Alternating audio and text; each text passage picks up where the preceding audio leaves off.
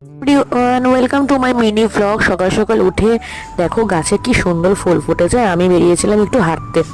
Basically রোজ রোজ আমি যাই না, আমার যেদিন ইচ্ছে হয় সেদিনকে আমি একটু বেরিয়ে যাই একা একা হাঁটতে। তারপর বাড়িতে এসে আগের দিনে একটু পেস্ট্রি ছিল ফ্রিজে, সকাল সকাল এই যে কিরম ব্রেকফাস্ট করতে বসেছি দেখো। মানে এত ক্রেভিং হচ্ছিল, এটা দেখে না খেয়ে পারলাম না। তারপর আজ হচ্ছে ভাইফোঁটা। আমার তো দাদা ভাই কেউ নেই, আমি গপুকে ফোঁটা দিই। তো গপুকে ফোঁটা দিয়ে রীতিমতো প্রত্যেকবারের মতোই আমি চলে গেছিলাম বাবানের সাথে আমার মামা শ্বশুরের বাড়ি চন্দননগর।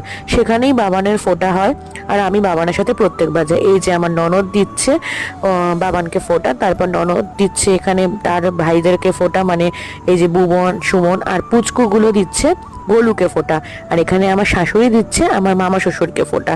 তারপর চলে গেলাম আরেক ননদের বাড়িতে। এটা হলো মাসির, মানে সুরজিতের মাসির মেয়ে, ও দিচ্ছে ফোঁটা। ফোঁটা কমপ্লিট করে তারপর বাড়ির দিকে রওনা হলাম। টাটা।